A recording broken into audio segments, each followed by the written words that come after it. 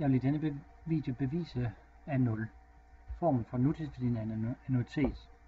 Vi starter med at indsætte 1 krone n gange. Så 1 krone på tidspunkt 1, på tidspunkt 2, på tidspunkt 3, på tidspunkt 4 og så videre hen til tidspunkt n indsætter vi 1 krone.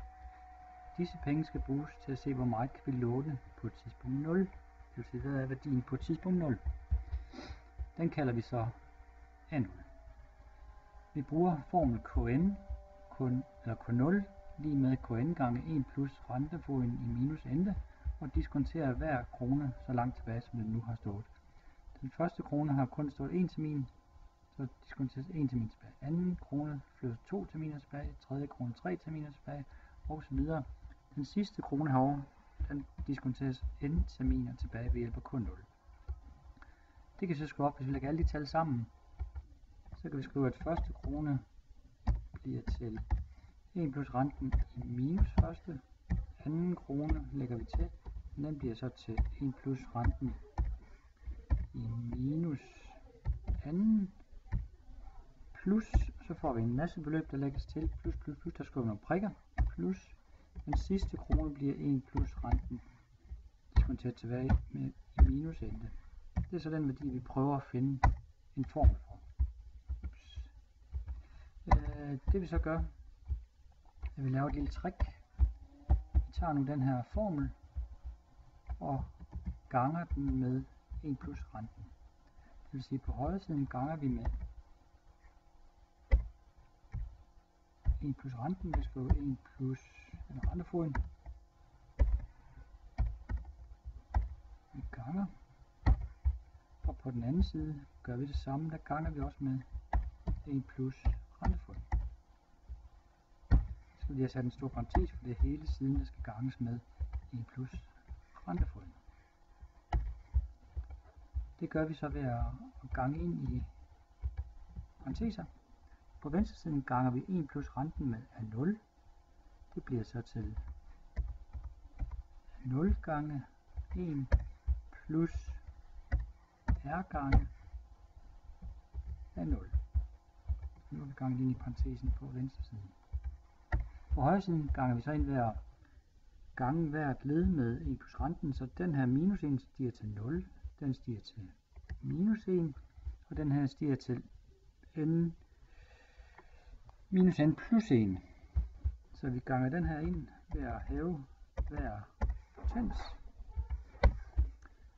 til 0.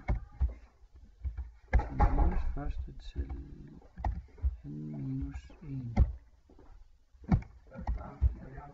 Jeg prøver at snakke med en video.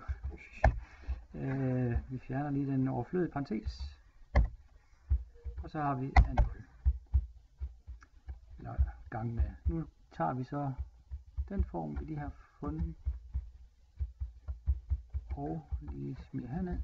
Og vi har den oprindelige A0. Den har vi der. Og så nu kan vi lave et lille trick. Nu har vi 2 linjer, hvor vi kan trække dem fra hinanden.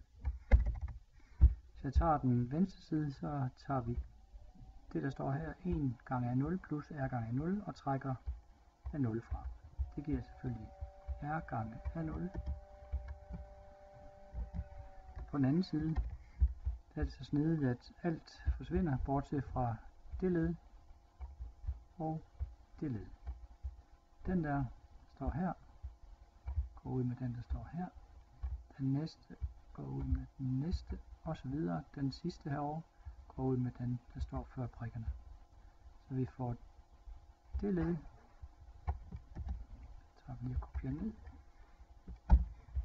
Minus det led.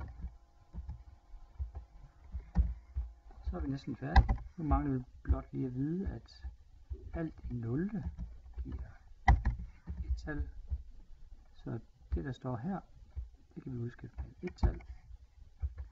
Og så mangler vi sidste lille skridt, og dividerer med rentefoden.